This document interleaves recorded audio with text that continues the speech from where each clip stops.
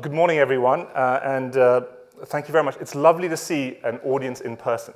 And I know that the radio lot are very tough and resilient and sort of braved the weather this morning as well. As Spencer said, I'm the chief executive of Arqiva. I feel a little bit that I'm sort of also the diversity statistic in the room. I was sort of having that conversation earlier with someone. I'm really pleased to have the chance to address you all today. I have the privilege of leading Arqiva, and the company that delivers UK's TV and radio broadcast services across the whole of the country. Our network has been at the heart of British broadcasting for a century. Indeed, it's just celebrated its 100th year. It was on the 14th of November, 1922 at 6 p.m. The precursor of the BBC, the British Broadcasting Corporation, company, began its first daily radio broadcast in the UK. And it won't come as a surprise that there was obviously the news about the billiards, and they also covered the weather that day, being as British as we are. It was foggy, just for those who are most interested about that. And ever since, through peace and war, good times and bad, we've delivered high-quality spoken word and music radio directly into the homes and cars, gardens, offices, cafes, and pubs of Britain. In the UK, as in many countries around the world, broadcast radio and television and the networks that deliver them are woven into our social fabric. That sits outside our building in Daventry, which is in the middle of England, and that's where the first long-wave broadcast was done globally, I think it was, in 1925, actually, and so this is referred to as the Empire Building. There's actually a poem about it as well called Calling Daventry, for the history students amongst you. Globally, radio is the most widely consumed medium, unique in its reach, from richest to the poorest in countries, from the most developed countries to the least, and across all ages. I can tell you firsthand, as someone who grew up in Asia and in the Middle East, the role that the BBC World Service plays in the lives of many to bring strong, independent, robust, and trusted journalism is a lifeline. And we saw throughout the COVID pandemic, and now during the war in Ukraine, the importance of trusted news sources. And for so many people around the world, radio is the medium through which that is delivered. For the last quarter of a century, Arqiva has been at the forefront of digital radio, establishing one of the largest digital audio broadcast radio networks. And DAB, as you said, Patrick, radio is in rude health. And for the avoidance of doubt, when I'm talking about DAB, I'm also referring to DAB+, so I want to make that very clear as well. According to UK's independent radio audience measurement service, almost 9 out of 10 Britons tune into radio every week. And DAB accounts for the lion's share of listening, with a wide range of commercial stations performing strongly. So at Arqiva, we are proud of the past, proud of what we do today, and optimistic about what the future holds for DAB. Things are changing in the radio industry, and no one can afford to stand still. Today, Arqiva offers a wide range of services, including many built and delivered in the cloud. We are investing in and building services which can support delivery via the internet and handle the complex task of modifying and managing content in that environment. The radio distribution industry has become more sophisticated, with broadcast existing alongside internet and streaming services. And it's also increasingly adding video to its audio services, with studio cams now becoming the norm. But in the UK, DAB maintains its central role in the home, car, and people's workplaces. 66% of the UK population either owns or has access to a DAB radio. And DAB is vitally important and highly valued for its provision of trusted news and entertainment, and as a means of building community connections. It also provides more choice, whether it be the musical genre, cultural, or local preferences. And that's never been truer than during the pandemic. Research from Radio Centre in 2020 showed that a third of commercial radio listeners reported listening to more radio than previously.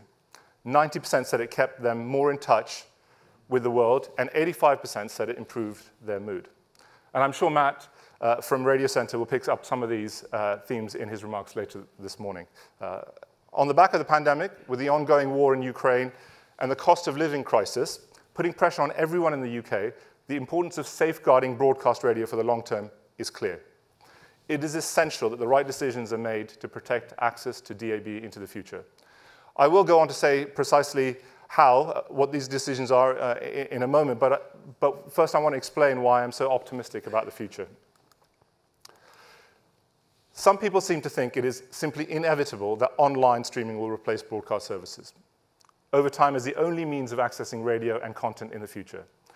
The more people have access to fast and super-fast broadband, to smartphones and smart speakers, so the argument goes, DAB listening must steadily decline. But that's not how we see it. Quite the contrary, DAB is here to stay and will not be replaced by streaming radio for a very long time, well, frankly, if at all. And the figures on current DAB listenership in the UK make clear how embedded DAB is in the lives of radio listeners. DAB has 39% of listening. AM/FM listening accounts for about 34% in the UK, and digital TV around 4%. So together, that's 77%. That's 3/4 of the total listening population of all radio listening in the UK, and it's all delivered through the broadcast network. People like radio and how they currently listen to it, and the regular tuning in is an ingrained habit that is going to persist into the long-term future. In large part, that is because a substantial proportion of radio listening takes place while driving. As an oral medium, it is a perfect driving companion. And frankly, in my household, on long journeys, it also means that it's not a constant battle amongst my kids who gets to choose the next track on Spotify. So it does help with conflict resolution in a different way as well. And unlike podcasts or streamed music, live radio keeps us up to date with news traffic information. Just last week, this meant I was able to divert my route on the M25 because of the Stop the Oil protests. And luckily, the traffic information came up, 15 minutes, and I was able to go across. So it makes a big difference on that front. Radio has 57% reach amongst drivers and passengers, and 1/5 of all radio listening takes place on the road.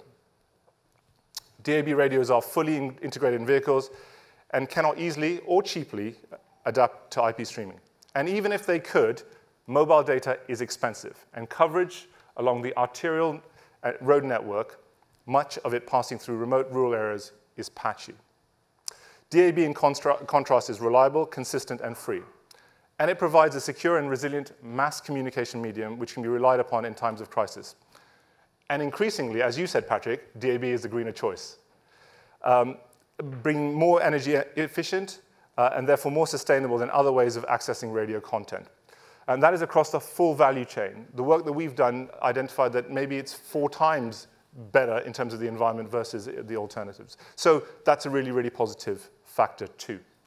And increasingly, DAB is, so in short, its accessibility and affordability are hugely valued by listeners.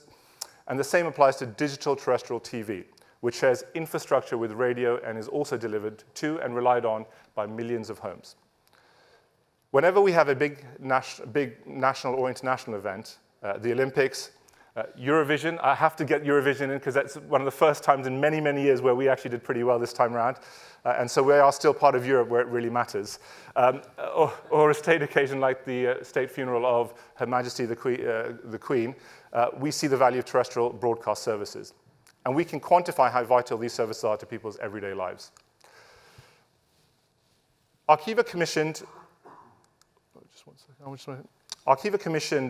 some respected polling from the company Ipsos to ask people how they felt about broadcast radio and digital terrestrial television. 84% of all adults considered broadcast radio, DAB and analog, important, if not essential, to their daily lives. 9 in 10 adults in Great Britain believe broadcast services should continue to be supported.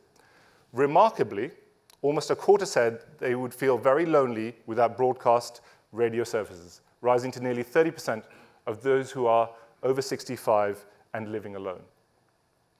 Underlining just how intimate and personal the connection is between our services and the people that use them.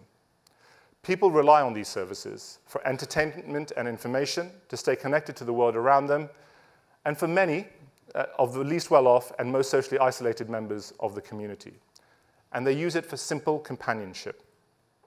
For millions of people in the UK, and I would go as far as saying many hundreds of millions of people around the world, it's simply unthinkable that the long-term future of these services could ever be in doubt. But the truth is, the long-term support for these services is not clear. In the UK, the government is only committed to sustain DAB radio and DTT broadcast into the next decade, not beyond. Globally, the world will come together next year in Dubai at the next World Radio Communications Conference, WRC 23, where delegates will determine the share of spectrum to be retained by DTT. And these services will be in competition with other technologies for a slice of the pie. And because DTT and radio broadcasting share infrastructure, the health of DTT and radio are intertwined. If all the broadcast services are to have a long-term future with the right level of investment and focus, we need to speak up for them as these key policy decisions are being formulated. That is why Arqiva has joined a coalition of voices to establish a new campaign called Broadcast 2040+.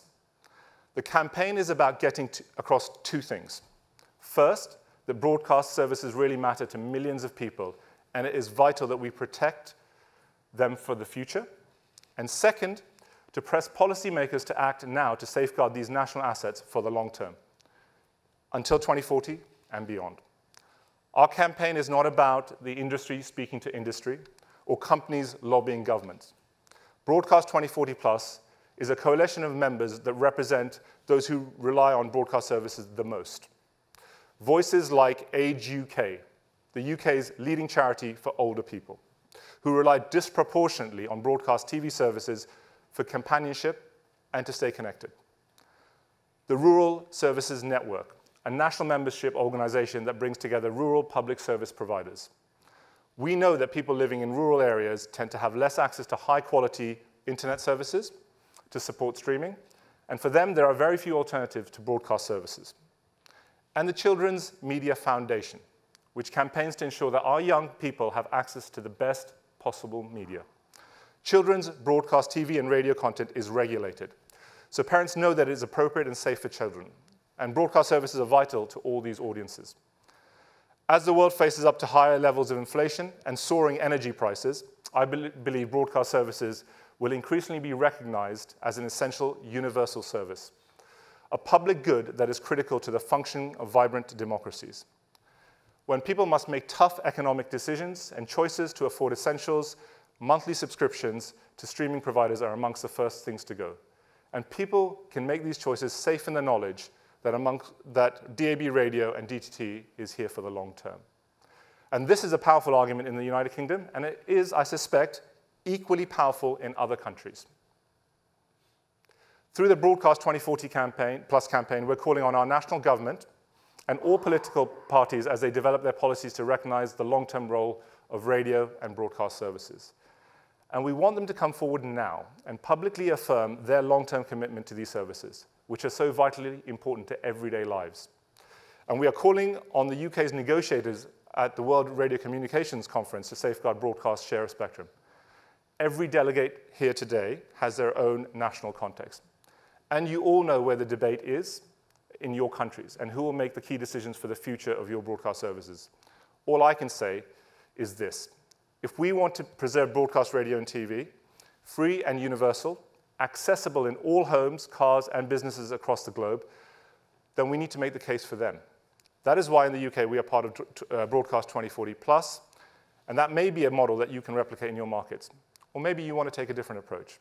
However you choose to do it, I encourage everyone here to make your voices heard so your governments have these crucial issues on their radars. And if we do that, we take the right long-term decisions now, then DAB radio and DTT, universal services that our listeners and viewers rely on, will have futures as bright as the illustrious past that we have celebrated over the last 100 years. Thank you.